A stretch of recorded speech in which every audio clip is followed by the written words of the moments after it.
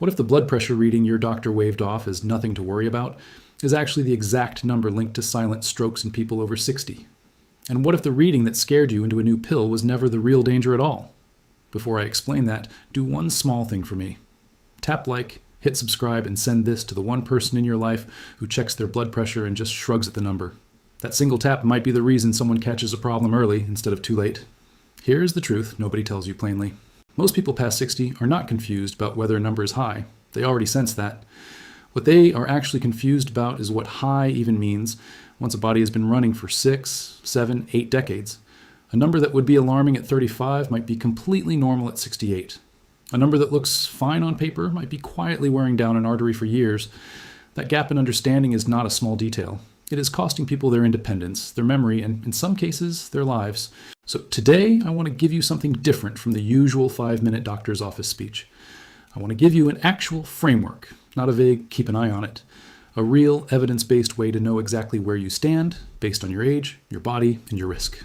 And near the end, I'm going to show you a hidden number buried inside every single blood pressure reading you have ever taken. Almost nobody calculates it, yet research shows it predicts stroke risk better than the 2 numbers your doctor actually writes on your chart. Stick around until the final section too, because there's a specific window of time each day when blood pressure quietly does the most damage. Most people have never even measured it. Once you understand it, you may never look at your morning routine the same way again. Let's start with why this is so confusing in the first place. For most of your life, blood pressure worked a certain way. Both numbers moved together. If the top number went up, the bottom number usually went up with it. Simple, predictable. Then, somewhere around your 60s, something changes, and almost nobody explains what. Every reading gives you 2 numbers. The top number, called systolic pressure, measures the force of blood slamming against your artery walls the instant your heart squeezes and pushes blood forward. The bottom number, diastolic pressure, measures the pressure sitting in your arteries between heartbeats while your heart is relaxing and refilling.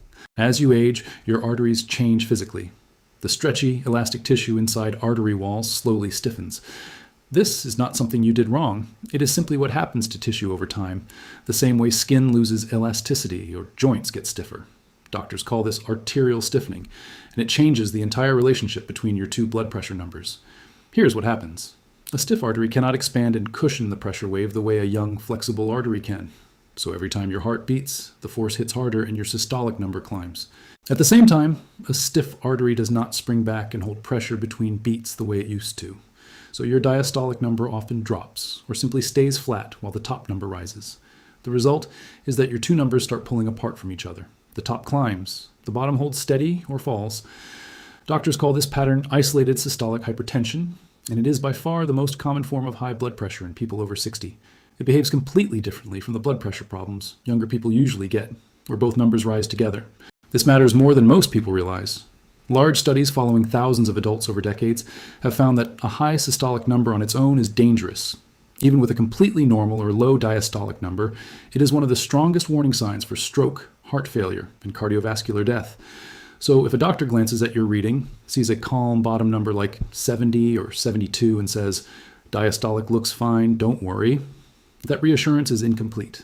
The top number can still be quietly damaging your arteries, even while the bottom number looks perfectly innocent. Now let's get specific, because vague ranges do not help anyone protect themselves. One of the most important pieces of research shaping how doctors treat older adults today came from a large clinical trial that enrolled over 9,000 adults, most of them past 60. Researchers wanted to know something simple. Does pushing blood pressure lower actually protect people, or does it just look good on paper? The answer was yes, lower systolic pressure did reduce heart attacks, strokes, heart failure, and death. But the same research also found something important that often gets left out. Pushing numbers too aggressively lower increased the risk of kidney injury. It also increased fainting spells and dangerous drops in blood pressure upon standing, especially in adults past 75. In other words, lower is not automatically safer. There is a real thoughtful balance here, not a race to the smallest possible number. So here are the ranges that actually matter, based on that research and what has held up since. If you are between 60 and 74 years old, a systolic number under 130, measured properly at rest, is your target zone. A number between 130 and 139 is acceptable, but worth watching closely. Between 140 and 149 is an early warning zone. Not an emergency, but a real signal that lifestyle changes and a serious conversation with your doctor are overdue. A systolic number of 150 or higher, showing up consistently over 2 weeks or more, is genuinely too high and needs medical attention. If you are 75 or older, the general target is still under 140, but how hard you push toward that number depends heavily on your kidney health. It also depends on your risk of dizziness or fainting when you stand, and your overall condition. A systolic reading of 150 or higher, showing up consistently, is too high regardless of age or how you feel in the moment. Now the bottom number, under 80, is considered ideal. Between 80 and 89 deserves watching. 90 or above, showing up consistently, means your arteries and kidneys are under real, sustained strain. But here's the part almost nobody warns you about. A diastolic number below 60 is also dangerous in older adults. This is the direction of risk that almost never gets discussed, because everyone is trained to think lower is safer. Research following older adults over years found that a diastolic number consistently under 60 was linked to hidden heart muscle damage. It was also linked to higher rates of coronary heart disease. Not because pressure was too high, but because there was not enough pressure between heartbeats. There was not enough pressure to properly feed the heart muscle itself with blood. A separate study confirmed that in older adults with the stiff artery pattern we just described, a diastolic number at or below 60 independently predicted a higher risk of death. Before we go further, it helps to understand why arteries stiffen in the first place, because this is not random bad luck. Years of exposure to salt, stress hormones, inflammation, and simply the wear of decades all play a role. Every high-sodium meal causes your body to hold onto extra fluid, which increases the volume of blood your heart has to push through already stiffening vessels. Chronic stress keeps cortisol and adrenaline elevated more often than they should be. This keeps blood vessels slightly more constricted than they need to be, day after day, year after year. Poor sleep does something similar, disrupting the natural nighttime dip in blood pressure that healthy bodies rely on to give arteries a break. None of this means high blood pressure is your fault. It simply means it is not one single thing. It is the sum of small pressures, repeated for decades, finally showing up on a small cuff around your arm. This is also why lifestyle changes still matter enormously after 60, even if a part of you feels like the damage is already done. Reducing sodium intake, even modestly, can lower systolic pressure by several points within weeks. Regular walking, even short daily walks, improves how flexible your arteries remain over time. Better sleep habits help restore that natural nighttime dip that protects your heart and brain overnight. None of these replace medication when medication is genuinely needed, but they work alongside it. In some people, they meaningfully reduce how much medication is required at all. Let me tell you about a patient I'll call Margaret. She was 76, a retired schoolteacher, and she came in exhausted, dizzy, and worried something serious was wrong. Her top number looked great, sitting around 124. Her medication had done its job on paper, but her bottom number had quietly drifted down to 52 over several months because she was on multiple medications all pushing in the same direction. Her heart simply was not getting enough blood flow between beats. Once we adjusted her medication and brought that bottom number back up to around 66, her dizziness disappeared and her energy came back within weeks. Nobody had been watching the bottom number. Everyone was so focused on keeping the top number down. They had accidentally created a brand new problem underneath it. Watch both numbers, not just the one that scares you. If you're finding this useful so far, drop the word watching in the comments. It genuinely helps me understand who is here and what to cover next. Now let's talk about the number almost nobody calculates, the one I promised you at the start. It is called pulse pressure, and it takes about 5 seconds to figure out. You simply subtract your bottom number from your top number. If your reading is 148 over 78, your pulse pressure is 70. If your reading is 132 over 82, your pulse pressure is 50. That single gap between your two numbers turns out to be one of the most powerful predictors of heart attack and stroke risk in older adults. It is arguably more powerful than either number alone. A major long-term study following thousands of people found that once someone passed 60, pulse pressure was key. It predicted major cardiovascular events better than systolic or diastolic pressure by themselves. The same research found something almost nobody expects. Past 60, a lower diastolic number was actually associated with higher risk. This means a wider gap between the two numbers was more dangerous, not less. Why would that be true? Because pulse pressure is a direct real-time snapshot of how stiff your arteries have become. Stiff arteries push the top number higher and let the bottom number sink lower. The wider that gap gets, the harder your heart has to work with every single beat. More mechanical stress gets placed on your arterial walls, including the very arteries that feed your heart muscle. Here are the ranges worth knowing. Under 40 suggests your arteries still have good elasticity. Between 40 and 60 is acceptable, but worth tracking over time. Above 60 is a genuine warning sign of arterial stiffness and elevated risk. Above 80 is a serious signal that deserves real attention. Here is why this matters so much in practice.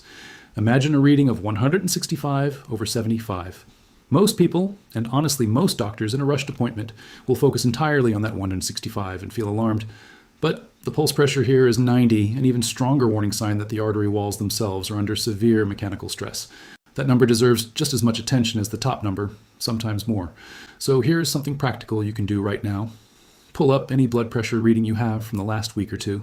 Subtract the bottom number from the top, write it down. If it comes out above 60, bring it up with your doctor directly. Ask specifically what it means for you. Most doctors will not raise this number on their own initiative. Now you can. If you're still with me, type the number 3 in the comments. It tells me people are actually following along, which shapes what I make next. Now let's talk about the part of the day that almost never gets discussed, even though it may matter more than any single reading you take. Blood pressure is not a fixed, constant number sitting quietly inside you all day. It moves, sometimes dramatically, hour by hour. And there is one specific window when it is known to spike hardest in older adults, a window most people never think to measure. It is the 2 hours right after you wake up. In the moments after your eyes open, your body releases a wave of cortisol and adrenaline as it shifts from sleep into activity. Your heart rate climbs, your nervous system shifts into a more alert state. In younger, healthier arteries, this morning rise is gentle and easily absorbed.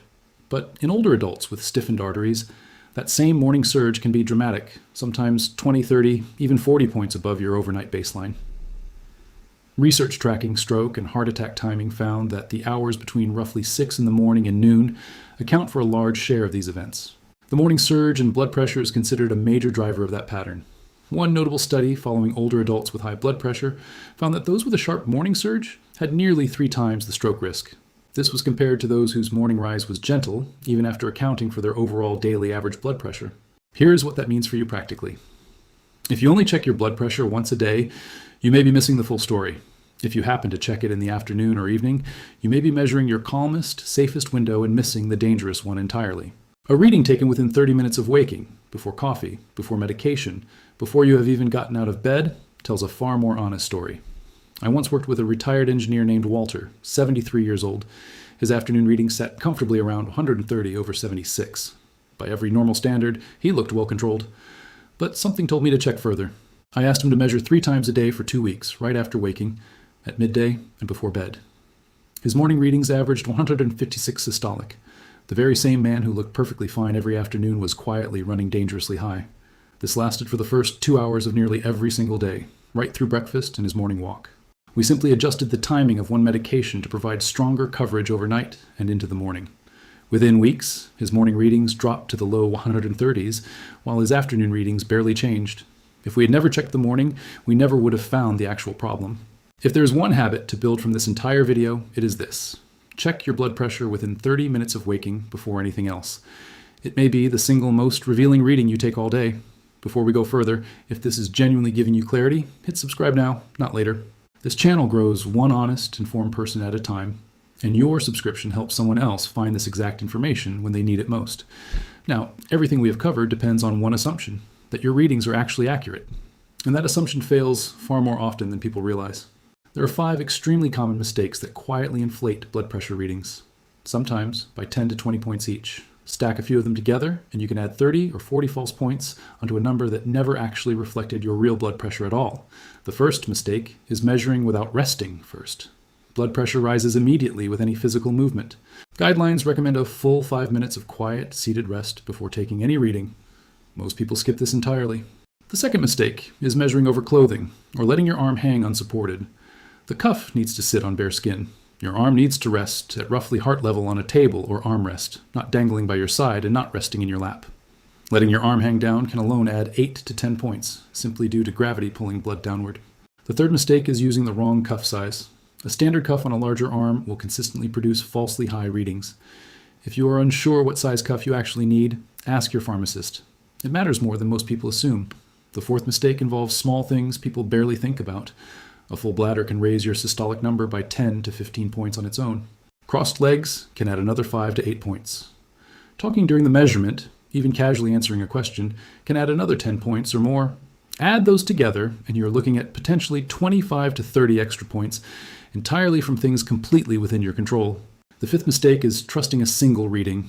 Blood pressure naturally varies from moment to moment, so one isolated number means very little on its own.